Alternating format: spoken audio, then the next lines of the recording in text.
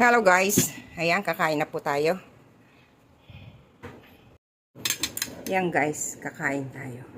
Kasi pupunta na naman ako ng hospital. Mamadali na ako. Thank you Lord. Kapag-pray na po tayo.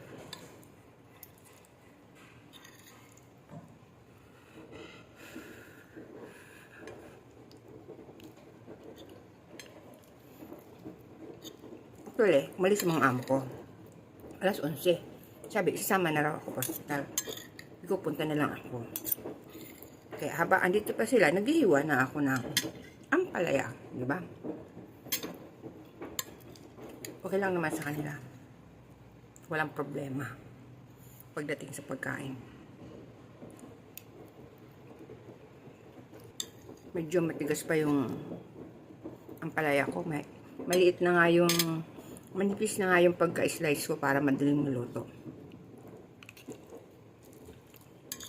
Hindi ko na nilagyan ng bawang.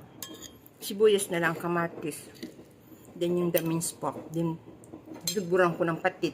O, diba? Yummy. Basta may patis.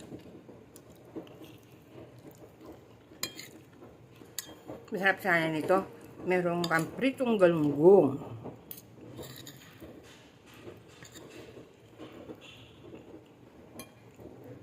Kaso wala tayong pritong galunggong.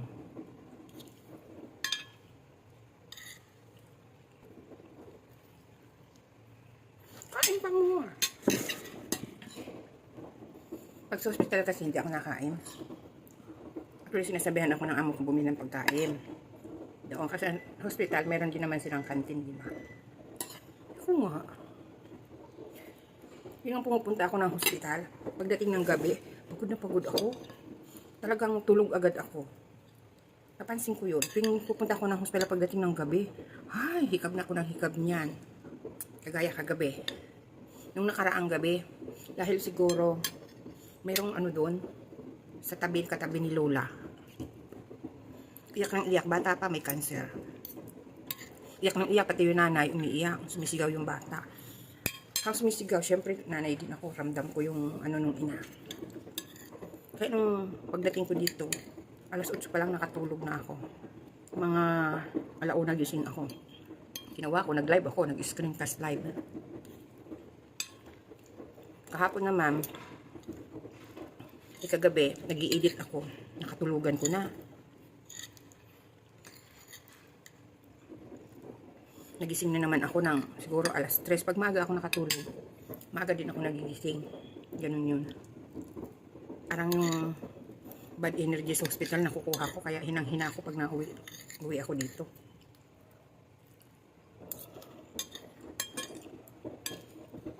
Wala naman akong doon gagawin. Ay, magmamassage pala nila. Minamassage ko yung matanda. Saka, yung kamay niya kasi, tumaba siya. Dahil sa manas. Yung porcelain, yung bangles niyang jade. Ang hirap ng kailangan dahil dito ang tusok niya. Kailangan yung lagi mong igaganon-ganon. Yung circulation ng dugo. Kasi nakakateter na siya. Ang pagkain niya dito na dinadaan. Hindi na ako nagluluto ng lugaw. Dati kasi nilulugaw tapos i-blend. Niyadala ko doon. Nahalo ko na doon yung isda, yung gulay, tsaka yung lugaw. Ngayon, hindi na. Kasi laging nilagnat. Hindi nila alam. Kasi tinanong ko si ma'am kung bakit ganon. Ayaw nang pakainin. Ayaw pang painumin. Syempre, sana yung matanda na kakain, iinom, nanghihingi ng pagkain, nanghihingi ng tubig. Ang ginagawa namin, yung tissue, ginaganon-ganon na lang namin. Raw, dinadayet nga, baka raw may infection sa lungs, yung dinadaanan daw nung pagkain, ganon-ganon. Hindi pa naman nila sure. Kaya yung